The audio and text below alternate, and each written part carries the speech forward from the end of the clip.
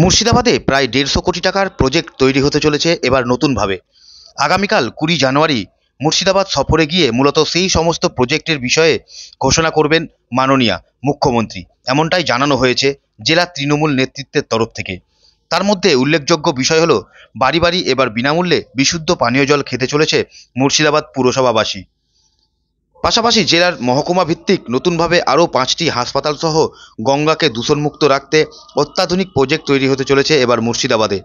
পাশাপাশি মুর্শিদাবাদ পৌরসভা সহ একাধিক জায়গায় বেশ কিছু নতুন রাস্তার ঘোষণাও করবেন মুখ্যমন্ত্রী বলে জানা গিয়েছে। সব মিলিয়ে এবার নতুনভাবে প্রায় ১৫০ কোটি টাকার প্রজেক্ট তৈরি হতে চলেছে মুর্শিদাবাদে। আগামীকালই মুখ্যমন্ত্রীর সেই প্রশাসনিক সভা অনুষ্ঠিত হতে চলেছে লালবাগ শহরের নবাব বাহাদুর স্কুল ময়দানে, যার প্রস্তুতি পর্ব আজ প্রায় শেষ মুহূর্তে। এই ময়দানের একদিকে তৈরি করা হয়েছে অস্থায়ী সভামঞ্চ, আর অন্যদিকে তৈরি করা হয়েছে একটি অস্থায়ী হেলিপ্যাড। অন্যদিকে জেলার বর্তমান পরিস্থিতি মাথায় রেখে মুখ্যমন্ত্রীর এই সফরকে ঘিরে রীতিমতো তৎপর রয়েছে জেলা প্রশাসন। ইতিমধ্যেই শুরু হয়েছে জেলা জুড়ে পুলিশের নাকা চেকিং। এক কথায় পুলিশ ঘেরাটোপের মধ্যে মুড়ে ফেলা হয়েছে সারা লালবাগ শহর। অন্যদিকে দফায় দফায় সভাস্থল পরিদর্শন করতে দেখা যাচ্ছে জেলা প্রশাসনের আধিকারিক সহ দলীয় নেতৃত্বদের। সব মিলিয়ে এই মুহূর্তে মুখ্যমন্ত্রীর জেলা সফরকে ঘিরে টানটান উত্তেজনা রয়েছে মুর্শিদাবাদ জেলা তৃণমূল মহলে। দেখুন, মুখ্যমন্ত্রী আসছে আমাদের একটা আলাদা আবেগ। আমরা মুখ্যমন্ত্রীর বক্তব্য শুনতে গেলে আমাদেরকে একদিন সময় নষ্ট করে আমাদেরকে কলকাতা যেতে হয়, এবং আমাদের বারংবার আমাদের জেলায় প্রোগ্রাম হয়। তো প্রশাসনিক সভা হচ্ছে আমাদের মুর্শিদাবাদ শহরে ঐতিহাসিক নবাব বাহাদুর ময়দান। আমরা মুর্শিদাবাদ শহরের মানুষ, মুর্শিদাবাদ পৌরবাসী অত্যন্ত আনন্দিত, গর্বিত, এবং আমরা তো আপনাদের চ্যানেলের মাধ্যমে আমাদের মুখ্যমন্ত্রীকে শতকোটি প্রণাম জানাই, কৃতজ্ঞতা জানাই, ধন্যবাদ জানাই যেই সুযোগ করে দেওয়ার জন্য। আমরা তো উন্নয়ন নিয়ে মুখ্যমন্ত্রীর কাছে আলাদা করে আবদার করার বা বলার কিছু নেই।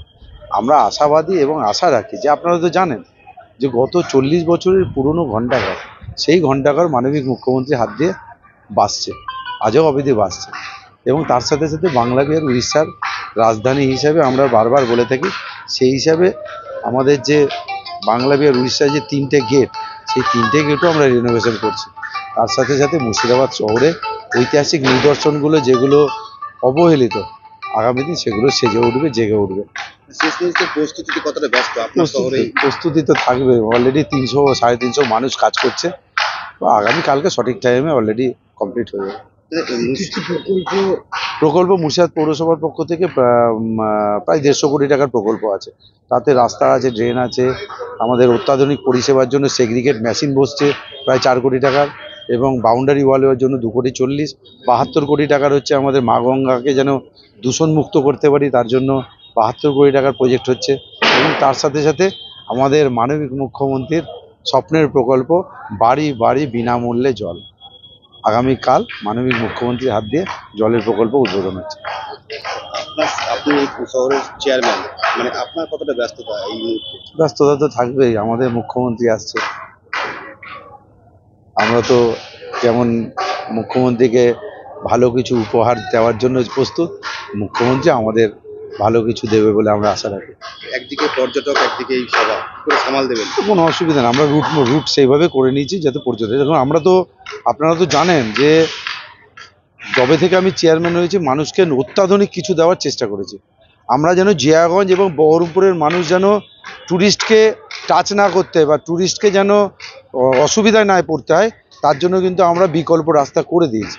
কাঠগোলার পাশ দিয়ে অলরেডি সেই রাস্তাটাও মুখ্যমন্ত্রী উদ্বোধন করছে, প্রায় 87 লক্ষ টাকার রাস্তা, সেটাও মাননীয় মুখ্যমন্ত্রীর হাত দিয়ে উদ্বোধন হচ্ছে।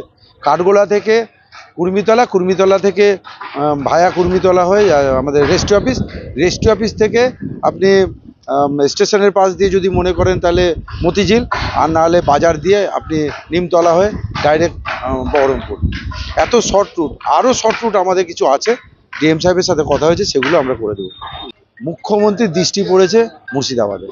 মুখ্যমন্ত্রীর দৃষ্টি যখন মুর্শিদাবাদে, তখন মুর্শিদাবাদ শহর সেজে উঠবে। আমার নবাবের সাথে সাথে রাজারাও সেজে উঠবে, এটা কথা দিয়েছি। আমরা আগামী দিন রাজাদেরকেও সাজিয়ে তুলব।